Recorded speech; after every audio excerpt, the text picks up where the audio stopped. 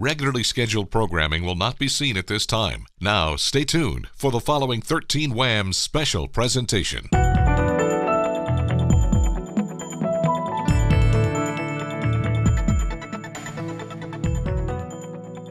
Welcome to this 13 Wham News special, Preventing Diabetes. I'm Hannah Welker. And I'm Toby Matika. Many people are familiar with type 1 diabetes, which can be early onset, many times from childhood. But type 2 diabetes is actually the most common form of diabetes and the only type that can be prevented. March 24th is Diabetes Alert Day, encouraging you to find out your risk for diabetes. In the next 30 minutes, we'll show you how you can do that and how you can prevent the disease. We begin with Health Matters reporter Alexis Arnold with a look at what may put you at risk. When people first find out that they have diabetes, it can be emotional, sometimes even hard to believe. But it wasn't that surprising for Lee Patterson when he was diagnosed 15 years ago. Both my mother and father were diabetic. My mother insulin dependent. That's why family medicine Dr. Matthew Devine says it's important to know and pay attention to your family's medical history. If you happen to know a first-degree relative that has diabetes, unfortunately, your risk for that is quite great. Still, Patterson never thought of himself as being unhealthy or at risk for the disease. I thought of myself as, like rotund or a little chubby. I went back in my records and looked, and I was listed as obese. I never thought of myself as that. But weight and family history are just two of the many risk factors for type 2 diabetes. In addition, age, ethnicity, diet, and frequency of exercise also play a role and can all raise your risk for getting type 2 diabetes. Monroe County Commissioner of Health, Dr. Byron Kennedy, says the national disparities between ethnicities are mirrored in our community as well. Roughly among whites, the risk of actually having diabetes is about 12%. Whereas it's double that, for African Americans and nearly double that for Latinos. Once you have diabetes, you have a higher risk for other conditions, heart disease, kidney disease, or kidney failure. Hearing loss, blindness, and gum disease are all concerns, and neuropathy, or loss of feeling in your extremities, which can lead to amputations. We also know that for African Americans, if they have diabetes, the risk of having amputations of their extremities is 6 times greater than that of whites. And when we look at Latinos, it's twofold greater than that. The important thing to remember is that diabetes can be regulated, but it takes a lot of work. My blood sugar is normal. My blood pressure is normal. I still have diabetes. I still have to watch what I eat. I still have to exercise and everything. But my goal is normalcy. So doctors say it's best to start changing your lifestyle before you get that diagnosis. Alexis Arnold, 13 Wham News. Sometimes a temporary kind of diabetes can affect a woman's risk or her child's risk for type 2 diabetes down the road. Doctors test blood sugar levels of pregnant women a little more than halfway through the pregnancy to see if the mother has something called gestational diabetes. According to the CDC, gestational diabetes occurs in about 9% of pregnant women, and there's no known cause. Doctors warn just because this form of diabetes goes away doesn't mean there isn't cause for concern. Many women, right after they deliver, are thinking, okay, that was just gestational diabetes, I'm fine, it's not an issue anymore. They probably are going to have maybe more follow-up even in the postpartum period and then later on, just because they do have a higher risk of developing diabetes later on. Untreated or poorly controlled gestational diabetes can hurt your baby too, and even put them at risk for obesity and type 2 diabetes later in life. You always want to try to prevent type 2 diabetes, and the most important time to do that is if you're classified as having prediabetes. Yeah, it's when your blood sugar level is higher than normal, but not high enough to be classified as diabetes. Norma Holland has the story of one woman who was able to reverse her diagnosis. In the same way that pre-hypertension is a precursor to high blood pressure, prediabetes is the pre-stage to developing type 2 diabetes. You are producing insulin, you're responding, but you're still not producing normally, so you don't, quote, you're not further enough that line where that diagnosis can be made. Dr. Kennedy says the reason prediabetes is such a concern is because there are no clear symptoms. In fact, 1 out of every 3 Americans over the age of 20 has prediabetes, but only about 10% of those people know they do. And if you don't know that you have it, then you're not probably going to take the appropriate steps, or it's unlikely that you will.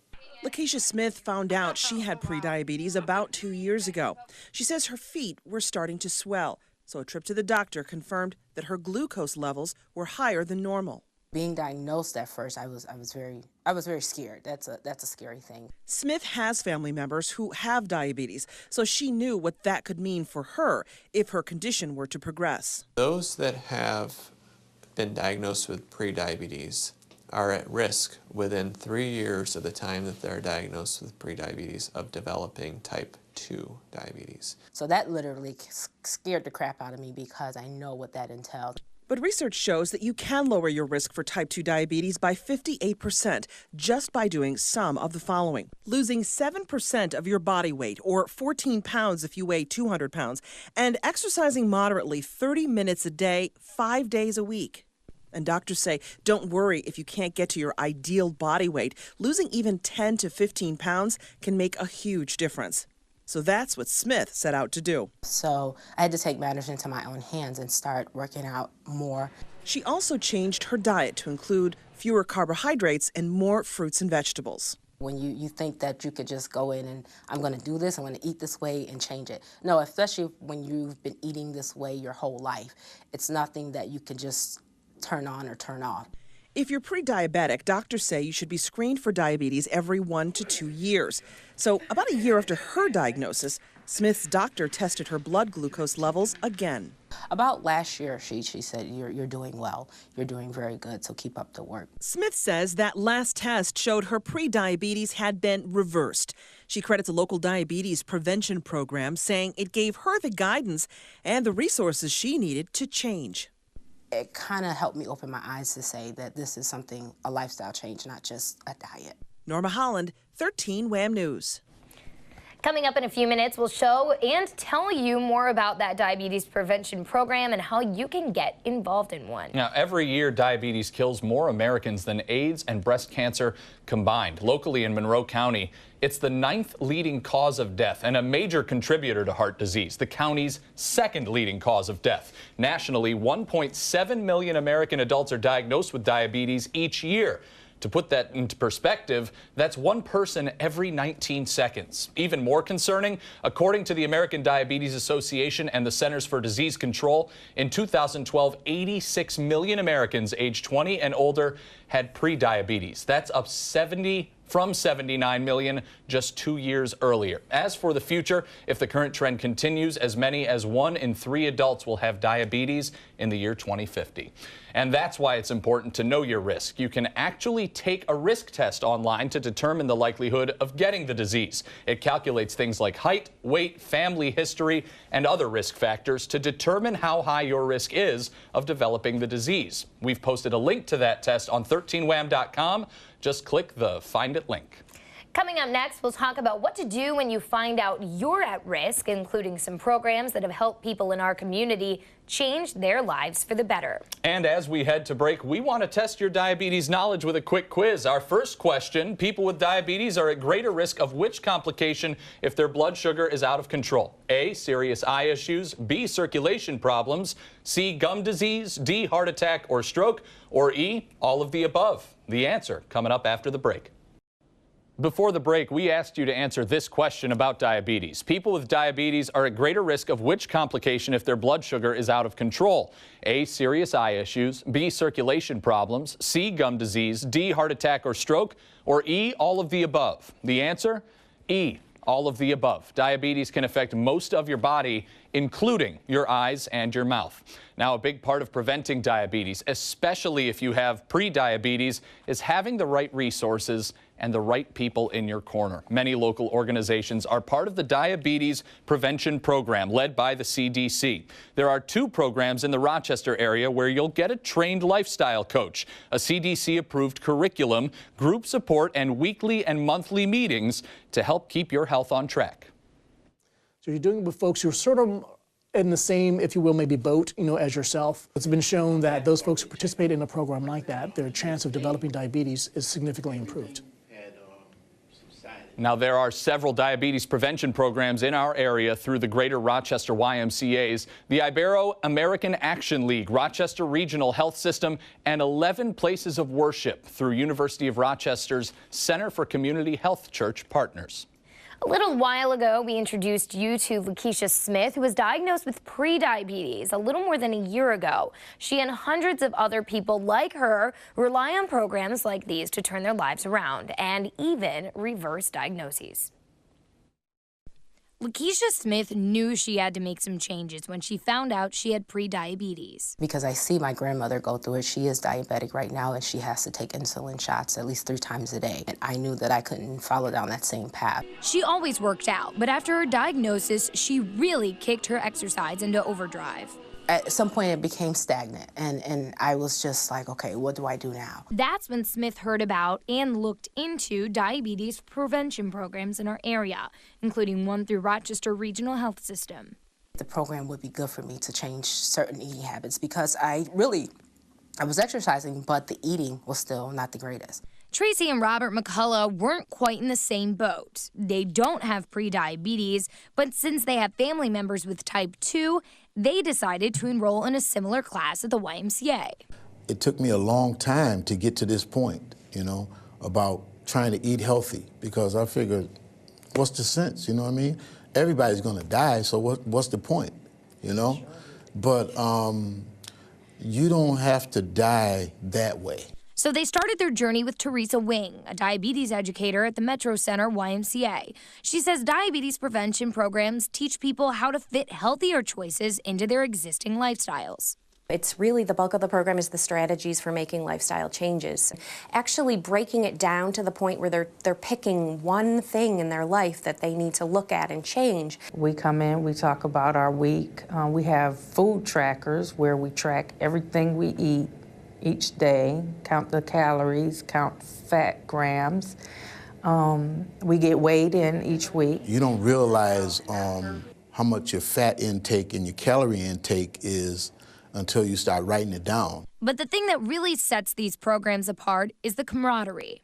We laugh, we have a good time. Well, it lets you know that you're not alone, and it's encouraging because you can help one another. Now, only a few weeks into the class, Tracy McCullough has already dropped some pounds. She and Robert say they feel good about the choices they're making and the example they're setting for their family and each other. I try to do things that benefit her, and she tries to do things that benefit me.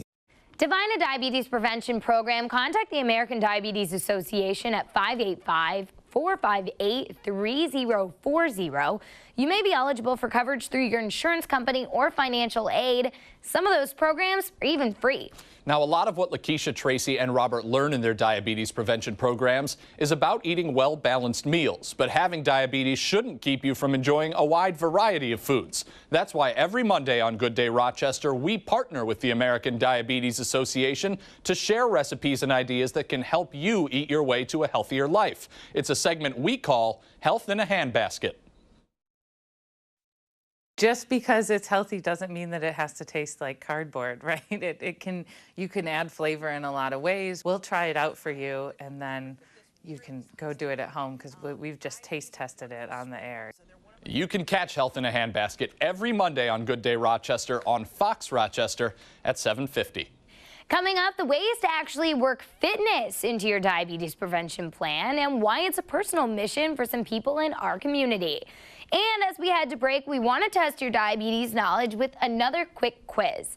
Experts typically recommend being active for how much time each day? The answer is coming up after the break. Before the break, we asked you, experts typically recommend being active for how much time each day to prevent and treat diabetes? The answer, 30 minutes, 5 times a week. Some people, especially those who are recently diagnosed, may not be able to go the full 30 minutes at first, so doctors say start slow and work your way up to it. Some of that 30 minutes of exercise each day can be spent walking, jogging, or biking. Many people in our community spend their time training for the American Diabetes Association's Tour de Cure. It's a ride, not a race, with routes designed for everyone, from the occasional rider to the experienced cyclist. You have the option to ride 3, 15, 25, 40, 62.5, or the 100-mile Century Ride. It's a win-win for all because you're getting the recommended amount of fitness, all while benefiting diabetes research, education, and advocacy. This event brings so much attention to a terrible disease which really can be debilitating and often and sometimes fatal for people. Point of pride for me is a Tour de Cure here in Rochester is the 4th largest in the country. Every one of us has somebody in our family who is either a diabetic or pre-diabetic. This year's Tour de Cure is set for Saturday, June 13th in Webster. We've put a link to the registration page up on 13wham.com. Just click the Find It link. Now, some people rely on the Tour de Cure for training, while for others, well, it's more of a personal calling. And now you can look at your heart rate. As a registered nurse, Sue Cannon always knew that fitness and maintaining a healthy lifestyle could prevent diabetes. But it really hit home for her a few years ago when her dad found out he had the disease. By the time he was diagnosed and started on medications, his kidneys had failed. He ended up on dialysis and died after 2 years. Cannon says his death inspired her to become a diabetes educator, to help other people, especially those in the pre-diabetes stage, work toward a healthier lifestyle and hopefully avoid type 2 altogether. It's a hard disease because you don't feel it, and by the time you start to feel it, a lot of damage has been done. One thing that's helped her in her own journey to health and fitness is training and taking part in the American Diabetes Association's Tour de Cure.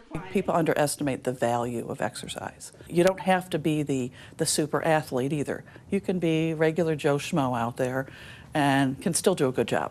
Right now, she's part of a group of riders training at Midtown Athletic Club, preparing for this spring's Tour de Cure. It's a way to get riders of all levels, you know, from the casual canal path rider to the serious rider. It gets people together. It gets people motivated. It gets people energized. Tom DeRoller is Midtown's lifestyle director. He says it's important for riders to be able to train indoors when the weather's bad. So they offer up their cycling studio on Saturday and Sunday mornings, free to registered Tour de Cure riders. Diabetes is very prevalent and becoming, unfortunately, more prevalent in our culture and our society, and Midtown's committed to doing whatever we can, and certainly through the Tour de Cure ride, to help battle and combat that. And that's what Cannon and DeRoller both plan to do on June 13th, when they take part in one of the 6 routes available. I haven't decided yet which ride I'm going to do yet. Someday I'd like to do the 100. I'll be riding the 100-mile ride again this year. Cannon says training for the Tour de Cure, just like preventing diabetes, is all about taking baby steps. You're not going to get out there and get on one of these bikes and ride for 6 hours and say, whoa, I could do this forever. But you know, you take a little bit at a time. It's low impact, and anyone can do it. Anyone can get their butts on a seat and ride. Yes, they can. That date again is Saturday, June 13th. We've put a link to the registration page up on 13wham.com. Just click the Find It link. As for that free cycling class at Midtown, you can join anytime from now through when it ends in mid-April. We'll be right back, but as we head to break, here's one last quiz about diabetes. This one is a true or false about diet. People with type 2 diabetes cannot eat foods with sugar in them. The answer coming up after the break.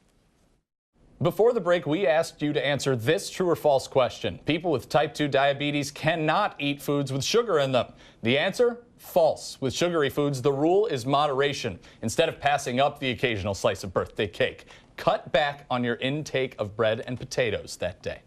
Remember, some groups have a higher risk for developing type 2 diabetes than others. We encourage you to take the risk test online at diabetes.org. It calculates things like height, weight, and family history to determine your risk for getting the disease. And if you do have a high risk of developing diabetes, you can sign up for one of the diabetes prevention programs in our area.